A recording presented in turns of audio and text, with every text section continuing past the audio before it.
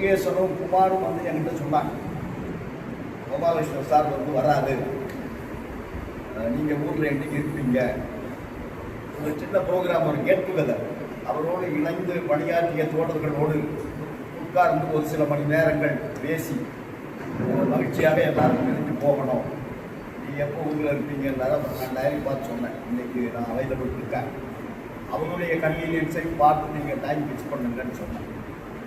இப்போ சார் வந்து நம்ம மத்தியில் இங்கே இருக்கார். ஏராளமான விஷயங்கள் வந்து அவருடைய நினைவில் இருந்து சொன்னார். அதெல்லாம் 100% உண்மை. நம்ம சர்வீஸில் இருக்கும்போது நமக்கு தொழிற்சங்கத்தினுடைய அருமை வந்து தெரிவது. நம்ம தொழிற்சங்கம்னா இதெல்லாம் வேலை, அவங்க சந்தா கேட்பாங்க, டொனேஷன் கேட்பாங்க, இவங்க இதெல்லாம் வேலை அப்படின்ட்டு நாம் நினைப்போம். ஆனால் தொழிற்சங்கம் இல்லைன்னு சொன்னால் சார் சொன்ன மாதிரி இன்றைக்கு பல சலுகைகளும் நமக்கு கிடைக்கிறது. நான் தொழிற்சங்கத்தில் 79 நான் அப்பாயின்மெண்ட், 81 இந்த யூனியனுடைய ஜாயின்ட் செக்ரட்டரி, தோழர் எம்ஜிஆர் ராமன் ஜெனரல் செக்ரட்டரி. ஒரு நாள் நாங்கள் 2 பேரும் வெளியில் வர்றோம், கேட்டிலேருந்து எதுவும் ஒரு வேலைக்காக வெளியில் வரும்போது ஒரு வயசானவங்க ஒரு கொடையை பிடிச்சிட்டு நிற்கிறார். எனக்கு அவரை தெரியாது, தோழர் ராமனுக்கு தெரியும். அப்போது அவரை அழைத்து, என்ன சார் நீங்கள் நிற்கிறீங்களேன்னு தோழர் ராமன் கேட்குறாரு. அப்போ அவர் சொல்கிறார், ராமன், நான் ரிட்டையர் ஆகிட்டேன், எனக்கு இன்னும் பென்ஷன் பேப்பர்ஸ் எல்லாம் கிளியர் ஆகி வரல. நான் பக்கத்தில் சொன்ன மாதிரி ரொம்ப சின்ன பையன் தானே, 24 வயசு, நான் நின்று கேட்டுட்டு இருக்கிறேன்.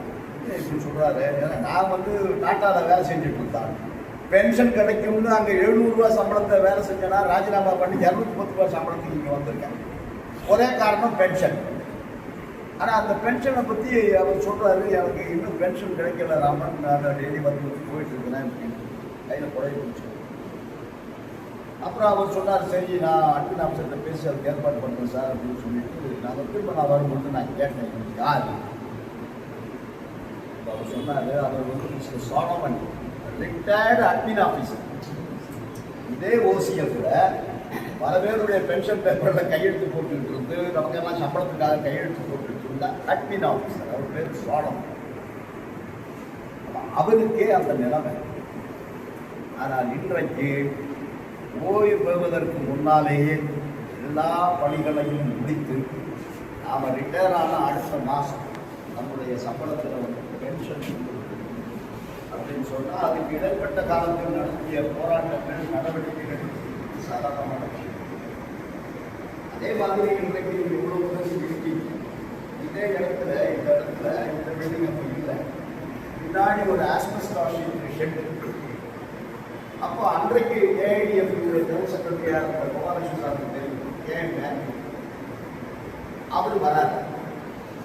அந்த ஆஸ்பெஸ்டாஸ் ஹெட்டில் ஹாலில் பெரிய மீட்டிங் ஒரு 100 பேருக்கு மேலே இருக்காங்க.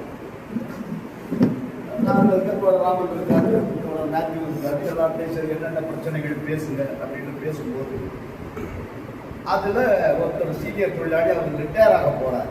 அவர் வந்து மேத்யூவை பார்த்து கேட்குறாரு, சார் நான் ரிட்டையர் ஆகிவிட்டேன், இப்போ சர்வீஸில் இருக்கும்போது எனக்கு ஹாஸ்பிட்டல் இருக்குது, ஹெச்யூஎஃப் ஹாஸ்பிட்டல் இருக்குது, அங்கே போய் நான் மெடிக்கல் ட்ரீட்மெண்ட் எடுத்துவேன், மருந்து வாங்கிடுவேன்.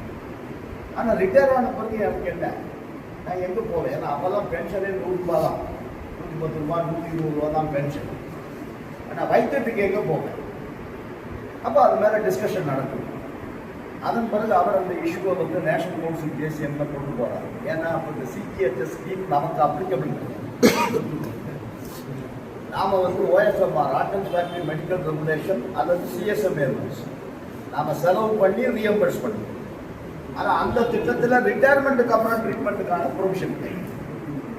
அப்போ அதை அவர் எடுத்தார், மேத்யூ சார் அதை எடுத்து நேஷனல் கவுன்சில் ஜேசிஎம்ல ஃபைட் பண்ணி ரிட்டையர் ஆகும்போது மற்ற மத்திய அரசு ஊழியர்களுக்கு இருக்கிற மாதிரியே நமக்கு மருத்துவ உதவி கிடைக்கணும். அதனால தான் நமக்கு மட்டும்தான் அந்த ஸ்பெஷல் ஆர்டர். நாம் சர்வீஸில் இருக்கும்போது, ஏன்னா சிடிஹெச்எஸ் வந்து கான்ட்ரிபியூட்டரி சிஸ்டம், அந்த சம்பளத்தில் மாதம் மாதம் ரெக்கவரி பண்ணுவாங்க. மற்ற மத்திய அரசு ஊழியர்களை கேட்டீங்கன்னா சொல்லுவாங்க, சாஸ்திரி பவன்லாம் அங்கெல்லாம் வேலை செய்கிறாங்க பாருங்கள், அவங்கள கூட கேட்டீங்கன்னா சொல்லுவாங்க, அவங்க சம்பளத்தில் மாதம் மாதம் சிடிஹெச்எஸ்க்கு ரெக்கவரி. அதன் பிறகு அவங்க ரிட்டையர் ஆனாலும் அது தொடரும்.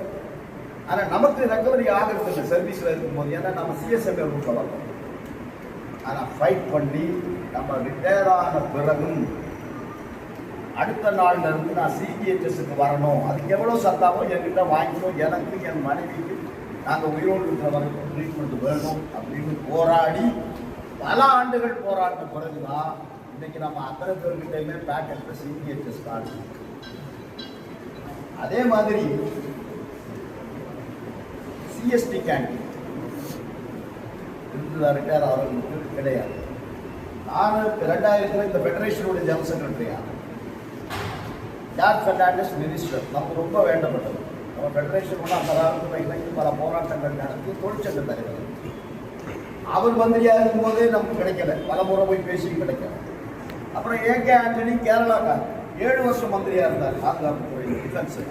அவராலே அதன் பிறகு பிஜேபி கவர்மெண்ட் வரும்பொழுது மனோகர் பரிக்கர் அவர் கோவாவில் இருந்து இங்கே வந்து டிஃபென்ஸ் மினிஸ்டர் ஆகிறார். அவரை பார்த்து பேசுவோம். இவ்வளவு தானே நான் சுலபமாக பண்ணிடுறேன் அப்படின்ட்டார். நமக்கு ரொம்ப சந்தோஷம், பண்ணிடுவார். ஆனால் அதுக்கப்புறம் ஒரு நாள் அவர் பிஎம்கிட்ட வந்து எனக்கு ஃபோன் பண்ணுங்க, நீங்கள் டெல்லி வரும்பொழுது நெல்சன் உங்களை பார்க்க வச்சுருந்தாரு அப்படின்னு சொல்லி. நான் டெல்லி போகும்போது அப்பாயின்மெண்ட் ஃபிக்ஸ் பண்ணி அவர்கிட்ட போனால் அவர் சொல்கிறார், ஸ்ரீகுமார் நான் உங்களுக்கு கொடுக்க தயார், ஆனால் நீங்கள் ரிட்டையர் ஆகும்போது சாராயம் கேட்குறீங்கன்னு சொல்லி அதிகாரியெல்லாம் சொல்கிறாங்க அப்படின்னு சொல்லுங்கள். நான் சொல்லுங்க சார், இப்படி தான் ஏமாற்றிட்டு இருக்கிறது, உங்களோட சர்வீஸில் இருக்கும்போதே எங்களுக்கு சாராயம் இல்லை. ரெண்டாவது நான் ஒரு சங்கம் தொழிலாளியை வந்து குடிக்க சொல்லி என்கரேஜ் பண்ணுவேன்னா, குடிக்கக்கூடாதுன்னு பிரச்சாரம் பண்ணுற ஆள் நாம, குடிக்கக்கூடாதுன்னு அட்வைஸ் பண்ணுற ஆள், உங்களுக்கு எந்த பாதுகாக்கணும்னு சொல்கிறாங்கன்னா, நான் வந்து அவங்களுக்கு ரிட்டையர் ஆன பிறகு எக்ஸ் சர்வீஸ் மேனுக்கு கொடுக்குற மாதிரி சாராயம் கொடுத்து வந்து கேட்பேன்னா, சர்வீஸில் இருக்கும்போதே அவங்களுக்கு இல்லை, அப்புறம் ரிட்டையர் ஆகும்போது எங்கே கிடைக்கும்? அதுதான் புரியும். எதுக்கு சொல்கிறேன்னா, அதிகாரிகள் எப்படியெல்லாம் அமைச்சர்களை திசை திருப்புவார்கள் அப்படிங்கிறதுக்காக சொல்கிறேன். அதுக்கப்புறம் தான் அவர் ஃபைலை கூப்பிட்டு அவர் எழுதினார், I am convinced if an ex-serviceman is getting CST benefit after retirement, our defense engineer also should get அப்படின்னு கைவிட்டு கொடுத்தார். நீங்கள் நம்மலாம் வாங்கணும், எல்லாரும் நம்ம உரிமையோடு இல்லைன்னா நம்ம யார்கிட்டயாவது சர்வீஸில் இருக்கிற நாட்டை வந்து கேட்கணும், இந்த மாதிரி எனக்கு ஏதாவது ஒன்று வாங்கி கொடுக்கணும்னு சொல்லி. நீங்கள் தேவை இருக்கா? எல்லாத்துக்கும் பின்னாடியும் தொழிற்சங்கம் இருக்குது, அது இல்லைன்னா கிடைக்கும். 300 நாள் 55 ஆண்டுகள் நான் இண்டஸ்ட்ரியலுக்கு உண்டு, இண்டஸ்ட்ரியலுக்கு கிடையாது. எவ்வளவு வருடங்கள் போராடின பிறகு 2006 நவம்பருக்கு அப்புறம் ரிட்டையர் ஆகிறவங்களுக்கு தான் கொண்டு வந்தாங்க. இதே மாதிரி பதவி உயர்வு யாருக்கு தெரியும்? நானே அப்பாயின்மெண்ட் ஆகி வந்து உட்காடுறேன் மிஷினில். P4Bயில் 1979 மே மாதம் 7ஆம் தேதி நான் அப்பாயின்மெண்ட் வந்து உட்கார்றேன். என் எழுத்தாப்பில் சங்கர்னு ஒருத்தர் தான் தைக்கிறார், சீனியர் டைலர். 62 அப்பாயின்மெண்ட் ஆனது. நான் அவர்கிட்ட கேட்குறேன், நீங்கள் என்னங்க கிரேடு அப்படிங்கிறேன். நான் டெய்லர் சி தம்பி அப்படிங்கிறேன். நான் என் அப்பாயின்மெண்ட் ஆர்டர் எடுத்து பார்த்தா எனக்கு டெய்லர் சி தான் போட்டு. நான் சொல்கிறேன், எவ்வளோ வருஷம் நீங்கள் சர்வீஸ் பண்ணீங்கன்னு கேட்டேன். நான் 18 வருஷம் ஆகிப்போச்சு தம்பின்னாரு. 18 வருஷமாக நீங்கள் டெய்லர் சீலே இருக்கிறீங்களான்னு கேட்டேன். அதான் நிலைமை. ஆனால் இன்னைக்கு எம்சிஎம் ஜார்ஜ்மெண்ட் பதவி உயர்வுகளுக்கான ஒரு வழிமுறை ஏற்பாடு செய்யப்படும். இதுக்காக இதெல்லாம் சொல்கிறேன்னு சொல்லி கேட்டீங்கன்னா, நமக்கு சில நேரங்களில் தெரியாது தொழிற்சங்கத்தினுடைய அருமை என்ன, தொழிற்சங்கம் நமக்கு தேவையா தேவையில்லையா. இன்றைக்கும் ரிட்டையர் ஆனவங்களுக்காக போராடணும். ஜூன் மாதத்தில் ரிட்டையர் ஆனவங்க, டிசம்பரில் ரிட்டையர் ஆனவங்க இன்க்ரிமெண்ட் இல்லைன்னா 1 வருஷம் வேலை செஞ்சாச்சு. ஆனால் அந்த ஒரு நாள் ஜூலை 1ஆம் தேதி சர்வீஸில் இல்லை, இன்க்ரிமெண்ட் இல்லைன்னு சொல்லியாச்சு. அதை ஃபைட் பண்ணி இன்றைக்கி கிட்டத்தட்ட 200 கோடிகளுக்கு மேலே ஃபேக்டரி ஆர்டர் போடப்பட்டு அவங்க பென்ஷன் 1/5/2023 ரிவிஷன் ஆகி அரியர்ஸோடு வாங்கலாம். நாம் வந்து தொழிற்சங்கம் வந்து ரொம்ப அவசியம். ஒரு சங்கம் இருக்கிறதால தானே நமக்கு இப்படி ஒரு இன்ஃப்ராஸ்ட்ரக்சர் இருக்குது. நம்ம கூட்டங்கள் போடலாம், நம்ம பேசலாம், கலந்துரையாடல் பண்ணலாம். அதெல்லாம் சங்கம் தானே, தனிநபரால் செய்ய முடியுமா? முடியாது. அதே மாதிரி அவரை பற்றி சொல்லணும்னு சொன்னால், நான் வந்து தொழிற்சங்கத்தில் நம்ம வேலை செய்ய வந்தாலும் அட்மினிஸ்ட்ரேஷனை பற்றி, நிர்வாகத்தை பற்றி எல்லாம் நமக்கு அப்போல்லாம் ஒன்றும் தெரியாது. நம்ம காலேஜில் படித்தோம், ஐடிஐயில் படித்தோம், தனியார் கம்பெனியில் வேலை செஞ்சுக்கிட்டு இருந்தோம், நேரம் இங்கே வந்தோம். ஆனால் நிர்வாகத்தை வந்து நம்ம தெரிஞ்சுக்கணும் இல்லை. அது நான் ரொம்ப அதிகமாக போய் தெரிஞ்சுக்கிட்டு ராமசாமி சார் கடுமையான ஜிஎம். எனக்கே கூட சார்ஜ் ஷீட் கொடுத்துருக்காரு, எனக்கே கூட 2 முறை ரூல் 16 சார்ஜ் ஷீட் கொடுத்துருக்காரு. ஆனால் அதுக்கப்புறம் அதை பேசி செட்டில் பண்ணிட்டோம்னு வச்சுக்கோங்க. அவ்வளோ கடுமையான ஜெனரல் மேனேஜர். ஆனால் நிர்வாகம் எப்படி நடத்துவது, நிர்வாகத்தை எப்படி கையாள்வது அப்படிங்கிறது நாம் அவருக்கு கற்றுக்கிறோம். அதே மாதிரி வேலை நம்மளுக்கு நிறைய பேர் இப்போ கூட தான் உள்ள இன்னைக்கு ஃபயர் பண்ணியிருக்காங்க. இவர் அவருடைய எக்ஸாம்பிள் சொல்லியே ஃபயர் பண்ணேன். ரொம்ப கஷ்டம் சார், இதெல்லாம் மனுஷன் செய்வானா சார் இந்த வேலையை அப்படின்னு சொன்னால், இன்னைக்கு காலையில் நிலவேம்பு கஷாயம் கொடுக்க வேண்டியது டெங்கு ஃபீவர் வர்றதுனால எல்லாருக்கும் கூட அதை நான் சொல்லிட்டு இருந்தேன். சார் வந்து பேசிக்கலி எலக்ட்ரிக்கல் இன்ஜினியர், நிர்வாகம் என்ன வேணாலும் போட்டு வேலை வாங்கிட்டு அவருக்கு சியில் போட்டார். சியில் குப்பத்தொட்டியில் ஒரு மோட்டர் கிடந்தது, பெரிய மோட்டர். அந்த காலத்து மோட்டர்லாம் எவ்வளோ உறுதியாக இருக்கும், தடிமனான செம்பு கம்மியான வாங்கி செய்யப்படும். அது கண்ணை வந்து தூக்கி போட்டாங்க. யாரும் அதை பற்றி கவலைப்பட்டால் அது ஸ்கிராப் தான், ஏலத்தில் வந்து 10 ரூபா கொடுத்துருப்பாங்க. ஆனால் அவர் அங்கே போய் சார்ஜ் எடுத்த உடனேயே இந்த செக்ஷனுடைய நிலைமை என்ன அப்படிங்கிறதெல்லாம் சுற்றுலா இந்த மோட்டரை பார்த்தாங்க. பேசிக்கலி எலக்ட்ரிக்கல் இன்ஜினியர் இருக்கிறதுனால இந்த மோட்டர் ஏன் பயன்படாமல் கிடக்கு, அப்போ தோட கண்ணியமெல்லாம் அந்த செக்ஷனில் இருக்கார். நம்மளுடைய சங்கத்தினுடைய மூட்டெல்லாம் பல ஆண்டுகள் வஸ்கம் செக்ரட்டரியாக. அப்போ சார் அது கண்டமாகி போச்சு தூக்கி போட்டாங்க அப்படின்னா, அதை கொண்டு வந்து கூட 2 வேலையும் வச்சுக்கிட்டு அக்கு வேறு ஆடி வேறாக பிரித்து அவரே உட்கார்ந்து அந்த மிஷினை அந்த மோட்டரை ரீவைண்டிங் பண்ணி அது பல ஆண்டுகள் செயல்படுவதற்கான பணியை செய்யும். உழைப்புக்கு மரியாதை கொடுக்கலாம். 2வது, நம்முடைய ஸ்கில்லை வந்து இன்னொருத்தர் சேலஞ்ச் பண்ணணும். நான் இந்த யங்கர் ஜெனரேஷனுக்கெல்லாம் அது ஜார்கனாக இருந்தாலும் ராஜேஷ் மாதிரி ஜெனரேஷனாக இருந்தாலும் யாராக இருந்தாலும் சொல்றது என்ன, நம்ம தொழிலில் நாம் திறமையானவராக இருக்கும். நம்மளை யாரும் சேலஞ்ச் பண்ணணும். நான் ஒரு ஃபிட்டர் அப்படின்னு சொன்னால் அந்த ஃபிட்டர் ட்ரெயினில் நான் திறமையான ஆளாக இருக்கும். நான் ஒரு எலக்ட்ரீஷியன் அப்படின்னு சொன்னால் நான் சொல்கிறது தான் அதில் அத்தாரிட்டியாக இருக்கும். நான் ஒரு டெய்லர் அப்படின்னு சொன்னால் நான் சொல்கிறது தான் அதில் அத்தாரிட்டியாக இருக்கும். அப்போ நம்முடைய தொழிலில் வந்து ப்ரொஃபிஷியன்சி அது காலேஜில் ஸ்கூலில் பள்ளிக்கூடத்துலலாம் படித்து வராது. அது ஒன்லி தியரி. காலேஜில் படிக்கிறது, எம்டெக் படித்தாலும், பிடெக் படித்தாலும், எம்எஸ் படித்தாலும், பிஹெச்டி படித்தாலும் அது எல்லாமே புத்தகம். நடைமுறையில் வரணும் அப்படின்னு சொன்னால் ஃபீல்டில் இறங்கி வேலை செய்யணும். நீச்சல் கற்றுக்கொள்வது எப்படின்னு புத்தகத்தை படித்தா நீந்த முடியுமா? நீச்சல் குளத்தில் குதிக்கணும், கையை காலை இட்டு அசைக்கணும், போராடணும். அப்போதான் நீச்சல் வந்து நம்ம முழுமையாக கற்றுக்கொள்ள முடியும். அப்போ அந்த அடிப்படையில் அவர் ஒரு திறமையான தொழில் வல்லுநர். இன்னைக்கும் நீங்கள் அவரை கேட்டீங்கன்னா, இப்போ ராஜேஷுக்கு தெரியுமான்னு எனக்கு தெரியாது. கோபாலகிருஷ்ணன் சாரை கேட்டீங்கன்னா சொல்லுவார், எந்த பைப்பு எந்த இடத்துல ஜாயின் போட்டுருக்கு, லீக் ஆகுதுன்னு சொன்னால் எந்த இடத்துல தெரியுமா? தெரிஞ்சா மகிழ்ச்சி, தெரிஞ்சா சந்தோஷம்.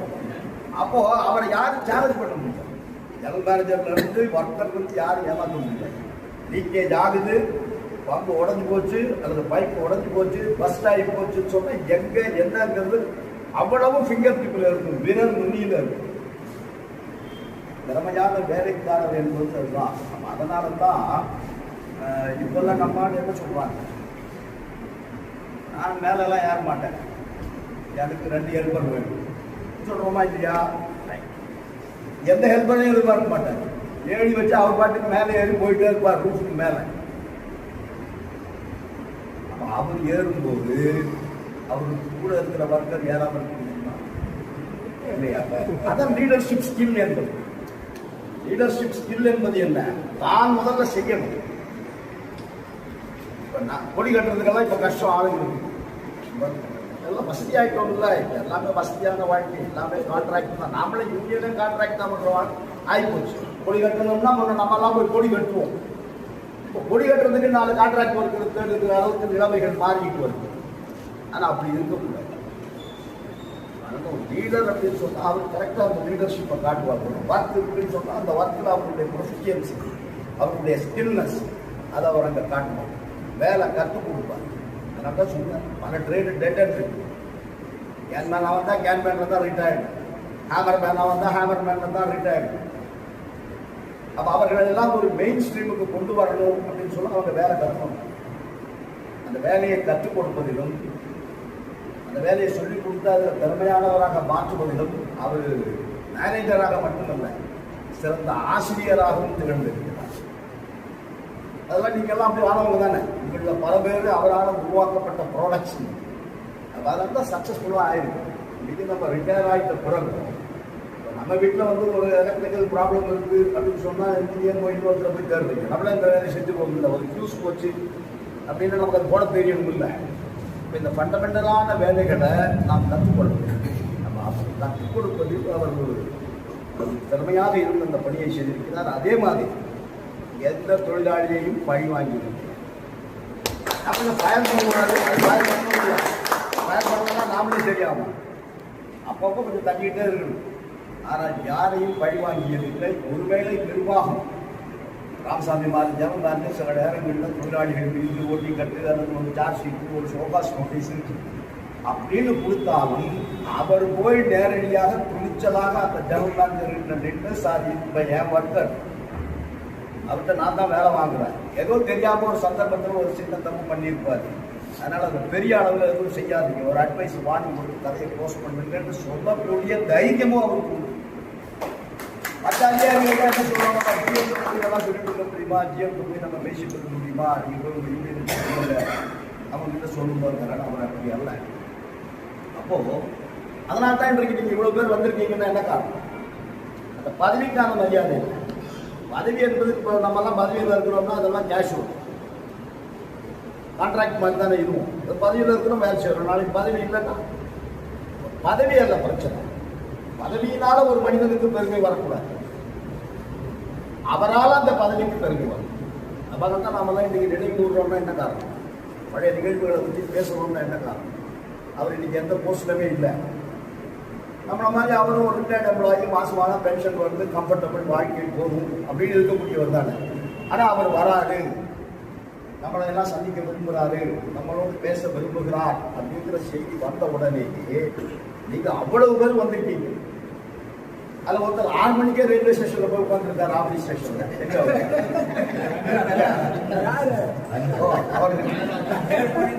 ட்ரெயினே 7 மணிக்கு, ஆனால் 6 மணிக்கே போய் ஆஃபீஸ் ஸ்டேஷனில் உட்காந்துருக்கிறார். சார் எப்போ வருவாரு பார்க்கணும். அது அந்த பதவிக்குள்ள மரியாதை. கோபாலகிருஷ்ணன் சார் அப்படிங்கிற உயர்ந்த மனிதனுக்குள்ள மரியாதை. அதனால அவர் வந்ததில் ரொம்ப மகிழ்ச்சி. அவர் நம்மளோடு உட்கார்ந்து நேரம் செலவழிப்பதும் மகிழ்ச்சி. நானும் இறுதி வரையிலே இருந்திருப்பேன். இந்த விசிட் இல்லை, டைரக்டர் ஆபரேஷன் விசிட் இல்லை, அவரோட இன்னைக்கு மீட்டிங் இல்லைன்னு சொன்னால் நிச்சயமாக ஏன்னா எனக்கும் உங்களோடு இருக்கிறது மகிழ்ச்சி தானே. என்னுடைய தலைமுறையை சேர்ந்தவர்கள் நீங்கள் எல்லாமே. இதில் பாதி பேருக்கு மேலே சங்கத்தில் கமிட்டி மெம்பர்களாக இருந்தவர்கள் இருக்கீங்க. முருகேசன் மாதிரி தலைவராக இருந்தவர் இருக்காங்க, காளிதாசன் வேறு சங்கத்தில் தலைவராக இருந்தவர்கள். அப்போ பெரும்பாலான நீங்கள் என்னோட இணைந்து இந்த தொழிற்சங்க பயணத்திலே வந்தவர்கள். உங்களை எல்லாம் பண்ண என்ன பண்ணுவோம், எங்கே பார்ப்போம், எங்கேயாவது ஒரு இடத்துல எப்போ பார்ப்போம், ஒரு கல்யாணத்தில் பார்ப்போம். கல்யாணத்தில் நம்ம என்ன உடனே போகணும், மேடையில் ஏறணும், மொய் கவரை கொடுத்துடணும், டைனிங் நாள் காலியாக இருந்தால் உட்காந்து சாப்பிட்டோம், இல்லை சாப்பிடாம எஸ்கேப் ஆகிடும். ஏன்னா பேச கூட முடியாத டமனமான மியூசிக்கை போட்டு உயிர் எடுத்துட்டு எங்கே உட்காந்து பேசுவீங்க? அந்த மாதிரி வாழ்க்கை என்பது அப்படி ஆகிப்போச்சு. யாரையும் குறை சொல்லலை, மெக்கானிக்கல் வாழ்க்கை ஆகிப்போச்சு. வாழ்க்கை என்பது வந்து அன்பு, பாசம், பற்றுதல், பிழைப்பு இதெல்லாம் தாண்டி வாழ்க்கையே ஒரு இயந்திரமாக மாறிவிட்ட ஒரு சமூக அமைப்பில் வாழ்ந்து இருக்கிறோம். அப்படிப்பட்ட ஒரு சமூக அமைப்பிலும் மூத்த தோழர்களாகிய நீங்கள் எல்லோரும் ஒரு இடத்தில் வந்து அவரோடு இன்னும் ஒரு 2 மணி நேரம் உட்கார்ந்து நேரத்தை செலவழிக்க இருக்கிறீர்கள்.